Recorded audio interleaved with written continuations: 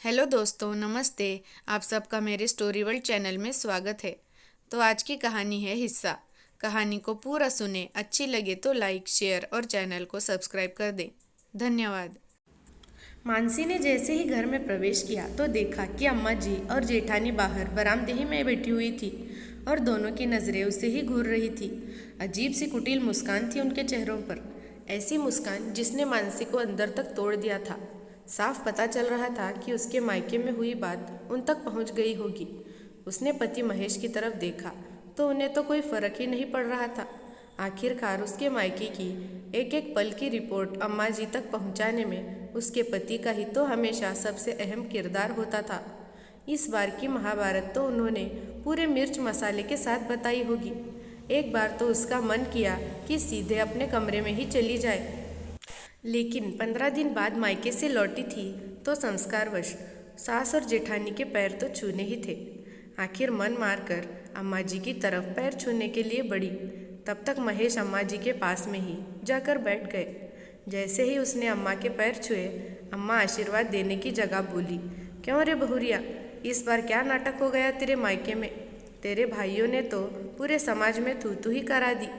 हमें तो बताते ही शर्म आई कि ये हमारे समधियाने हैं। पर मानसी कुछ नहीं बोली। अपनी आंखों में आंसू लिए जेठानी के पैर छुए और अपने कमरे में चली गई। हाय दैया, देखो तो बात करने ही शर्म आ रही है। अरे सिर्फ इतना ही तो पूछा था, नहीं जवाब देना था तो मना कर देती। मुंह उठाकर सीधे कमरे में जाने की क्या ज़रूरत थी? जेठानी जी ने ताना कसा। अरे रहने दे बड़ी बहू, इसके परिवार में ही संस्कार नहीं तो इसमें कहाँ से होंगे?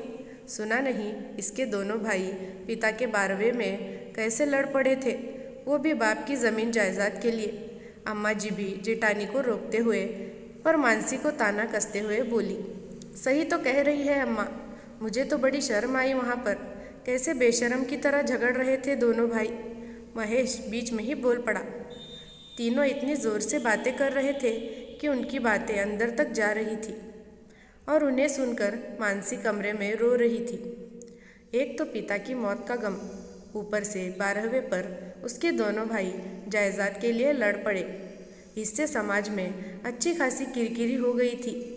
मानसी जब कभी भी अपने मायके जाती थी तो अक्सर भाइयों और भाभियों में छोटे मोटे झगड़े देखकर समझाती थी अपने बाबा को कि बंटवारा कर दो, पर बाबा हर बार मना कर देते थे। कहते कि मेरे जीते जी तो बंटवारा नहीं होगा, बाद में दोनों आपस में बांट लेंगे। अब देखो, दोनों ने ऐसा बंटवारा किया कि पूरे समाज में सामने शर्मसार कर दिया। इससे समाज में अच्छी खासी बेइज्जती हो गई थी और मानसी के ससुराल वालों को तो अच्छा खासा मुद्दा मिल गया था। अब तो उठते बैठते खाते पीते इसी किस्से पर बातचीत चलती रहती। आखिर मानसी भी क्या कहती? जब मायके में भाइयों ने नहीं सुनी तो यहाँ ससुराल वालों को क्या चुप कराएं?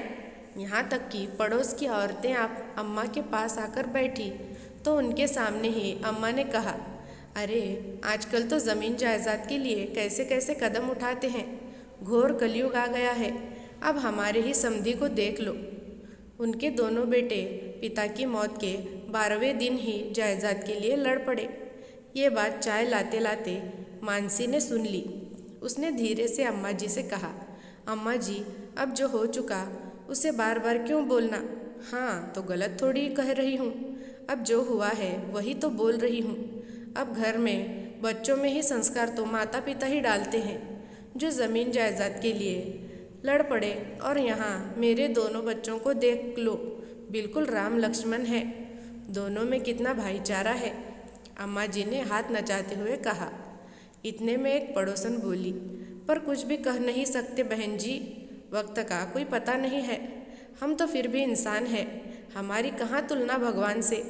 बच्चों की नीयत कुछ कह थोड़ी सकते हैं, इसलिए वक्त रहते ही अपनी संपत्ति का बंटवारा कर दे।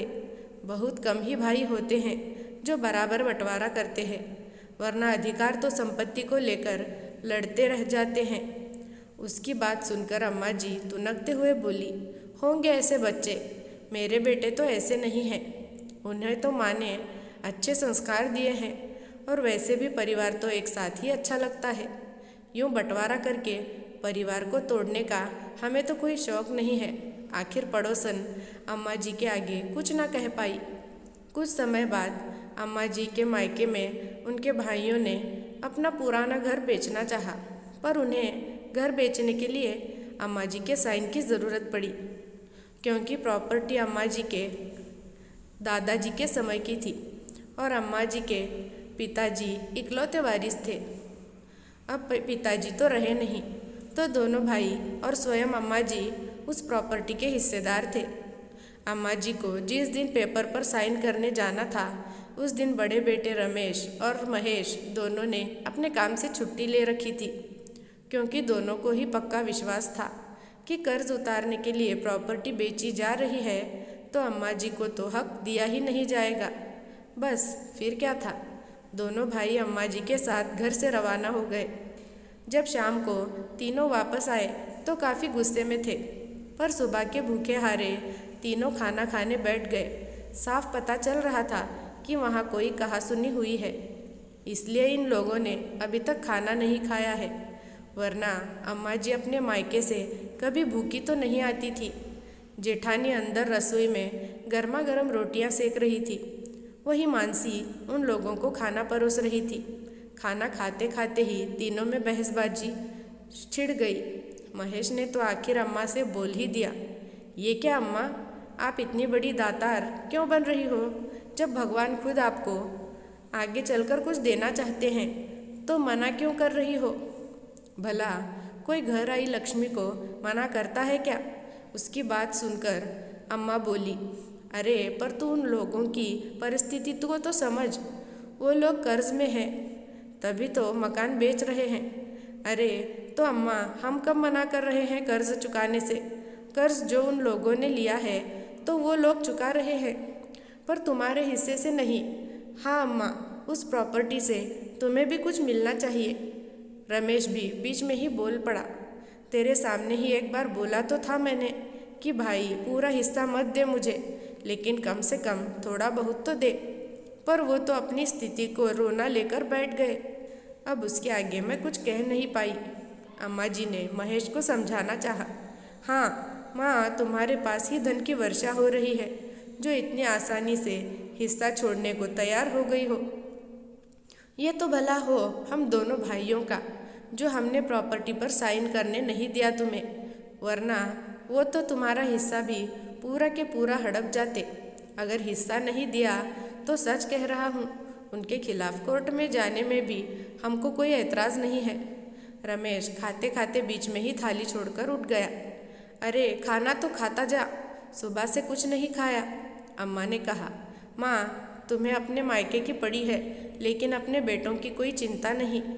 अरे तुम्हें कुछ नहीं चाहिए तो कम से कम हमारे लिए ही सोच लेती। तुमने तो अपनी पूरी उम्र देख ली, लेकिन हमें तो अपनी पूरी ज़िंदगी जीनी है। कम से कम हमारे ही आराम के बारे में सोच लेती, ये हमारे भविष्य के लिए कुछ कर लेती। भाई सही कह रहा है, इतनी आसानी से आई हुई लक्ष्मी को जाने नहीं देंगे हम लोग। आखिर ज़मीन जायदाद का मामला है, थोड़ा बहुत नहीं, तुम्हारा पूरा हिस्सा चाहिए। खाते खाते अब महेश भी उठकर खड़ा हो गया और अपने कमरे में चला गया। अब अम्मा से रोटी का एक निवाला निगलते ना बना। उदास होकर अम्मा अपनी थाली को प्रणाम करके खड़ी हो गई। अम्मा अपने कमरे में जाने को हुई, तभी मानसी से उनकी निगाह टकरा गई। उनसे कुछ कहते ना बना और वो अपने कमरे में चली गई। 2 दिन तक घर का माहौल ऐसा ही रहा। अम्मा अपने बेटों को समझाती रही, लेकिन दोनों तो समझने को तैयार ही नहीं हुए। 2 दिन बाद जब अम्मा के भाई का फ़ोन आया तो घर में फिर से कहासुनी शुरू हो गई। उनकी इतनी हिम्मत कैसे हुई?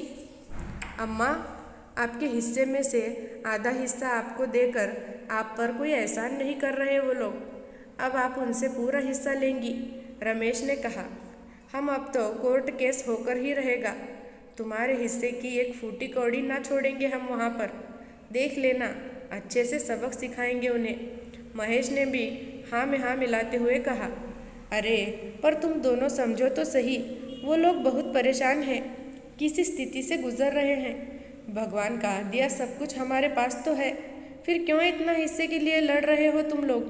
अम्मा दोनों को समझाते हुए बोली। अम्मा, तुझे कुछ भी बोलने की ज़रूरत नहीं है कि हमें क्या करना है। तुम्हें इतनी अकल होती तो ये दिन देखना नहीं पड़ता, महेश ने चिल्लाकर कहा। आप अम्मा से कैसे बात कर रहे हो? अचानक मानसी बीच में बोल पड़ी। तुम तो चुप ही रहो, हम तो फिर भी अपने घर में इस तरह से बात कर रहे हैं। तुम्हारे भाइयों ने तो तुम्हारे पिता के 12वें में क्या किया था वो तुमने देखा था या नहीं? संस्कार तो तुम लोगों में नहीं है और हमारे बीच में बोल रही हो।